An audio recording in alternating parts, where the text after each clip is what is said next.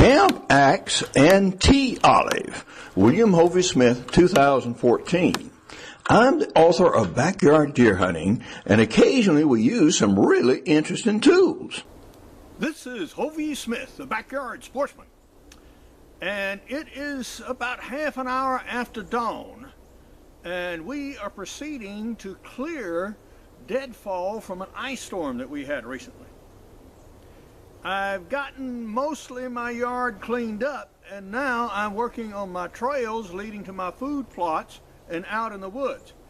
This huge tree, which I'm standing in the midst of, is a tea olive. These grow quite large here. The trunk on this tree is over 2 feet in diameter. And I've been working up these limbs with hand tools, in particular with the camp axe. Now, I also use this same camp axe to chop up a lot of material out of my yard. And we're going to test its limits by taking on a branch out here that's about 7 inches in diameter. For smaller trimming, I like this hatchet. This is an unusual hatchet. It's made by Fox in Italy and imported by the Russell Company. Now, this hatchet is based on an ancient Roman design, and it is unique in that it has a very thin blade. Thin blades cut. So this is not too useful as a splitting hatchet, where you need a more wedge-shaped, but is unexcelled as a cutting hatchet. So if you want a hatchet that will really cut, this is the best designed one that I have ever seen anywhere. Now, the camp axe, on the other hand, now this is a utilitarian axe.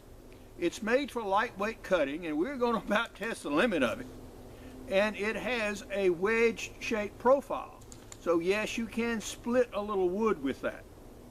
And it does have this typical bearded blade, so-called, of a camp axe, rather than being a straight wedge-shaped blade of a cutting or felling axe. So, okay. We're going to show you how this thing works. We're about to get started, and this is the limb I'm going to cut.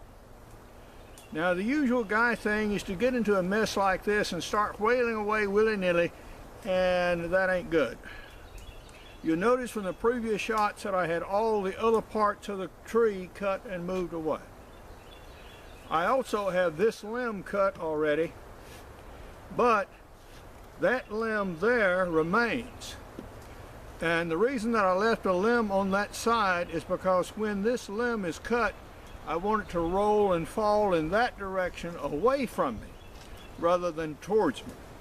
This is the next branch that will be cut, so I want to clear so I can cut this fork right here. So that means I need to start my cut right about here. Okay. Now, on the other side of the cut, I'll have to cut a wedge down all the way through. So that means about the width of the limb is about where I want to start the other cut. So the other cut will be all the way here. Okay? So this is where I'm going to have to remove wood to finally gnaw through the piece and cut all the way through. So we're going to be about that, and it's now 8:26, and we'll get started after a little bit. I'm going to come out of this jacket, I guarantee you, but okay.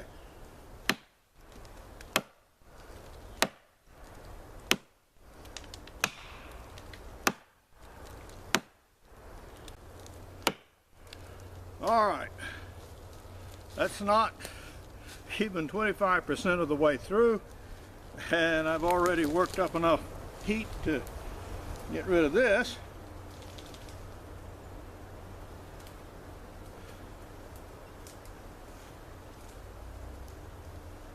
And we can proceed. Notice I am wearing gloves, by the way. Does sort of help the hands a little bit, particularly for us oldest guys who tend to have finger and hand problems anyway. All right.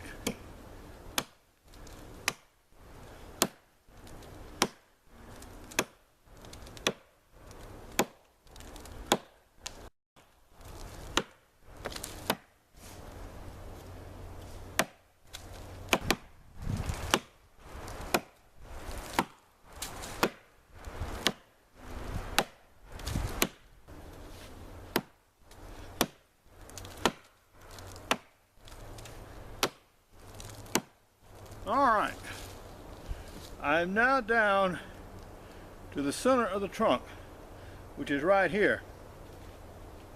And you can see how I'm running out of room. So I'm going to have to reverse directions, and I'll stand on the other side and start removing wood from over here. So I'll have enough room down at the bottom that I can finish this cut all the way through.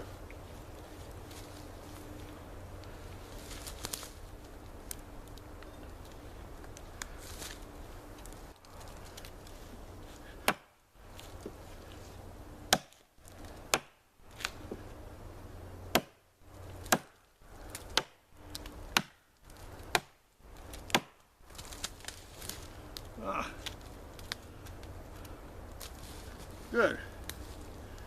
We may be able to make it through on this side.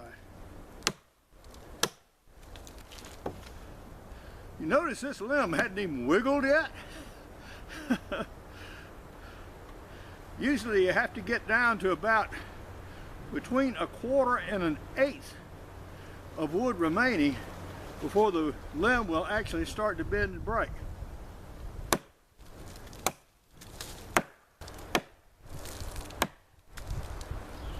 About this stage, you want to make sure, if you have to, that everything behind you is clear. So if this branch should swing this way towards you, you can step back without any problem.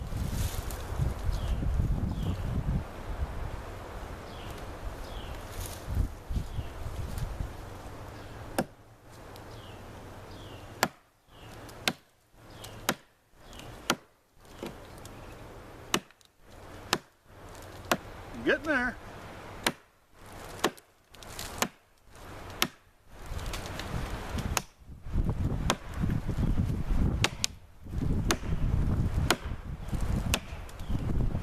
All right. About 1/8 of the trunk is still remaining, and it's still suspended in air.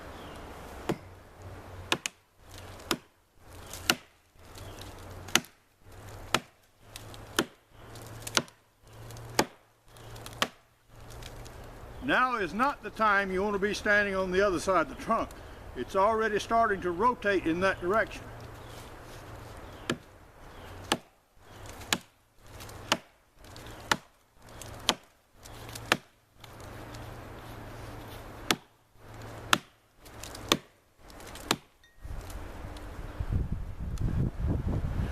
The wood is under so much compression, the axe is even rebounding from the cut like this.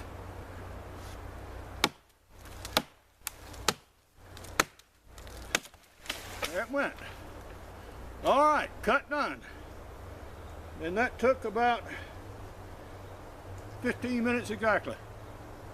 We have continued to cut up our tree with our trusty camp axe. And what we have done since you last saw is cut this large branch, these two smaller ones, this one, and two over there. And we got that done by about 10:30, and that's when the rain started. And the rain put my fire out, so it's actually the next morning now, and I'm going to have to go and get the fire restarted again. It's just absolutely saturated, and get these hauled out.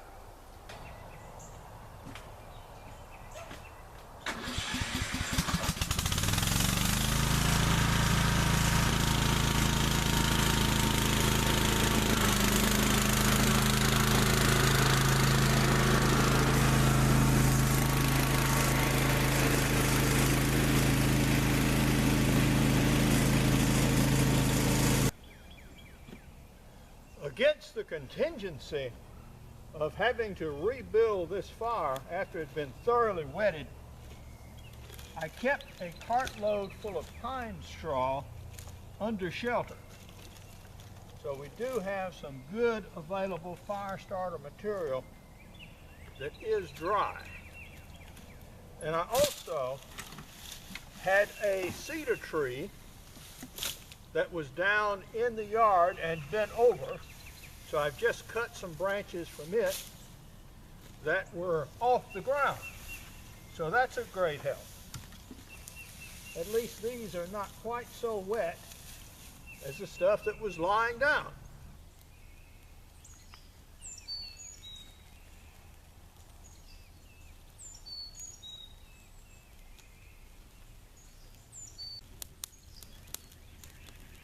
Well, the needles are starting to catch, so that's a good sign.